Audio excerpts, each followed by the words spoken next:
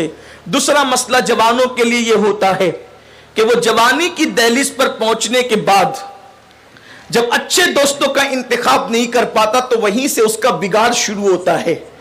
پھر کبھی وہ شراب کا عادی ہو جاتا ہے، کبھی وہ نشے کا عادی ہو جاتا ہے، پھر کبھی اللہ اکبر وہ نشے کی گولیاں لینے لگتا ہے، کبھی معاذ اللہ وہ ڈرگ وغیرہ استعمال کرنے لگتا ہے، پھر وہ نشے کے اندر ڈوب جاتا ہے کیونکہ برے دوستوں کی صحبت۔ پہلے تو اس کو ایک گھونٹ شراب کا پلایا جاتا ہے، کبھی اس کو سگریٹ پلائی جاتی ہے، کبھی اس کو نشے کی معاذ اللہ الگ الگ انداز سے فوائد بتائے جاتے ہیں، اور چھوٹی سی عمر میں انسان شیطان کی آگے اغوا ہو جاتا ہے، شیطان کے جال میں پھنس جاتا ہے۔ میرے پیارے آقا صلی اللہ علیہ وسلم کے پیارے دیوانوں سیدنا عثمان غنی رضی اللہ تعالیٰ عنہ ارشاد فرماتے ہیں شراب برائیوں کی ماں ہے۔ اب اس کو یوں کہہ لیجئے کہ نشہ برائیوں کی ماں ہے۔ اللہ اکبر، نشہ کے جتنے طریقے ہیں وہ انسان کو تباہی کی طرف لے جاتے ہیں، انسان کو تباہی کے دہانے پر لے جاتے ہیں۔ اللہ سیدنا عثمان غنی رضی اللہ تعالیٰ عنہ ارشاد فرماتے ہیں ایک جوان پر ایک عورت فریبتہ ہو گئی، ایک عورت اس کے حسن کا شکار ہو گئی اور اس کے حسن کی فریبی کے اندر مبتلا ہو گئی۔ ایسے میں اس عورت نے کسی بہانے سے اس مرد کو اپنے گھر میں بلایا۔ جیسے وہ مرد آیا دروازے پر تالے لگتے چلے گئے۔ جب وہ اندر آیا تو اس عورت نے کہا ایک کام کرو، یا تو میرے بچے کو قتل کرو، یا تو میرے ساتھ زنا کرو، یا تو پھر شراب پی لو۔ اس نے سوچا زنا تو بڑا بدترین جرم ہے، زنا کیا ہے؟ اللہ اکبر، میرے پیارے آقا صلی اللہ علیہ وسلم کے پیارے دیوانوں آقا کریم رؤوف الرحیم صلی اللہ علیہ وآلہ وسلم فرماتے ہیں اللہ اکبر، زنا کرنے والوں کو 3 نحوستیں دنیا میں لگتی ہے۔ زنا کرنے والے 3 نحوستوں کا شکار ہوتے ہیں، دنیا کے اندر 3 مصیبتوں کا شکار ہوتے ہیں۔ سب سے پہلی مصیبت زنا کرنے والوں کو جو لگتی ہے ان کے چہروں سے وجاہت ختم ہو جاتی ہے، ان کے چہروں سے حسن ختم ہو جاتا ہے۔ آج نوجوان حسین و جمیل بننے کے لیے کتنی تگ و دو کرتے ہیں، کوئی صابن استعمال کر رہا ہے، کوئی چہرہ بنا رہا ہے، کوئی کہیں جا رہا ہے، کوئی کہیں جا رہا ہے۔ خوبصورتی کے چکر میں انسان ہزاروں روپے خرچ کرتا ہے، مگر سن لو زنا کے اڈوں کو آباد کرنے والوں، اللہ کے رسول نے فرمایا جس کی چوکھٹ سے حسن کی خیرات تقسیم ہوتی ہے، وہ رسول فرماتے ہیں زنا کرنے والوں کے چہروں سے اللہ تبارک و تعالی جو ہے وہ وجاہت کو چھین لیتا ہے، حسن کو ختم کر دیتا ہے، نورانیت سلب کر لی جاتی ہے۔ پھر کتنے ہی چہرے بناتے رہیے، اللہ رب العزت نے جو حسن چھین لیا، خالق حسن جب حسن چھین لے تو دنیا کی کون سی طاقت اب حسن دے سکتی ہے؟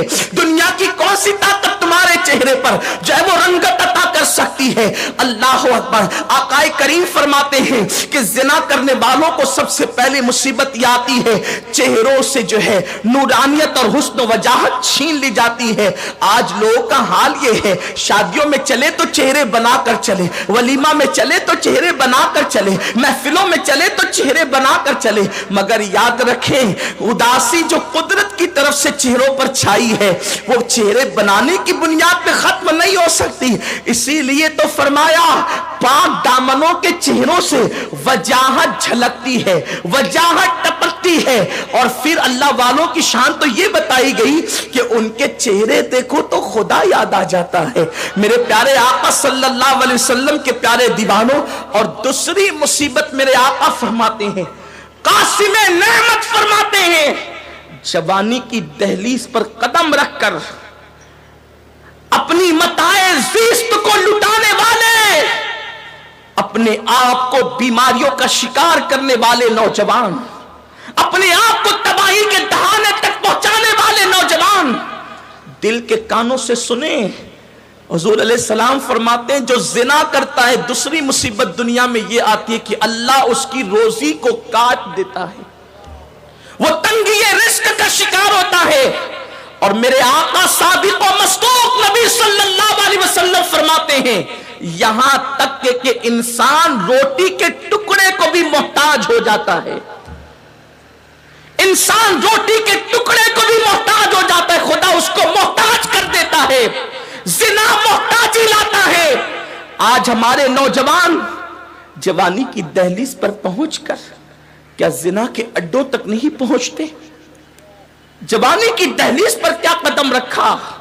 गलत दोस्तों की सोहबत मिली, कभी नशे की तरफ, कभी ज़िना की तरफ। अल्लाह अकबर।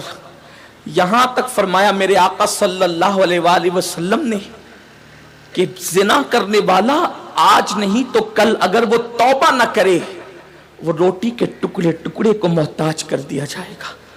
और आपने बड़े बड़े बादशाहों की जिंदगी नहीं पढ़ी जिनके तख्त ताज का हाल ये था कि जिनके दौरे हुकूमत में लोग कहते थे सूरज गुरूब नहीं होता, बाज ममालिक में गुरूब होता था तो दूसरों में निकल जाता था।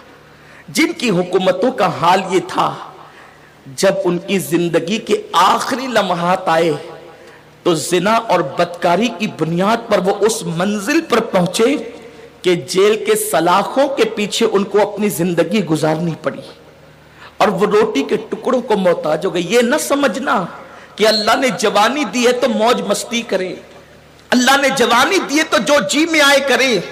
अल्लाह ने जवानी देकर छोड़ नहीं दिया। हर चीज का एक बार हिसाब हो रहा है कयामत में, और जवानी का 2 मर्तबा हो रहा है। जिस जवानी का हिसाब अल्लाह ने जवानी एक बार देकर 2 बार हिसाब लेना है, उस जवानी को कितनी एहतियात से गुजारना होगा। मेरे आका फरमाते तीसरी नहुसत जानी को यह पहुंचती है कि अल्लाह उसकी उम्र को घटा देता है। लोग सोचते थे पहले कि उम्र कैसे घटती है जिना की वजह से, लेकिन एड्स के मर्ज ने बता दिया कि जिसको वो मर्ज होता है आमतौर पर 6 महीने के अंदर इंसान दुनिया से चलने की तैयारी करने लगता है। मैंने अपनी इस जिंदगी में, इस उम्र में, इतनी उम्र में, 35 साल उम्र में 2 मरीजों को, एड्स के मरीजों को देखा। मैंने उनको इस हालत में मरते देखा कि जब वो कै करते थे तो उनके मुंह से पाखाना निकलता था। 2 लम्हे की लज्जत के लिए इंसान अपनी दुनिया भी तबाह करता है और अपनी आखिरत भी तबाह करता है। हमारे नौजवान ये तसव्वुर करते हैं हम जिना कर रहे हैं तो इससे क्या होगा, कौन क्या कर लेगा। सुन लो, सादिक मज़दूक नबी सल्लल्लाहु अलैहि वसल्लम ने 1450 साल पहले बता दिया, रोटी के टुकड़ों को भी तरस जाओगे और जिंदगी भी कम हो जाएगी, जिंदगी भी मुख्तसर हो जाएगी, जवानी की बहारें न देख सकोगे अगर इस फेले बद के अंदर मुब्तला हुए। और मेरे आका सल्लल्लाहु अलैहि वसल्लम ने तो यहां तक फरमाया, जरा दिल पर हाथ रखकर लरसते हुए दिल से मेरे आका का ये फरमान सुन ले। आका फरमाते हैं जब कोई जिना करता है वो उस वक्त तो मोमिन नहीं रह जाता, उसके सीने से ईमान निकल जाता है और उसके सर पर छतरी की तरह साया फगन हो जाता है।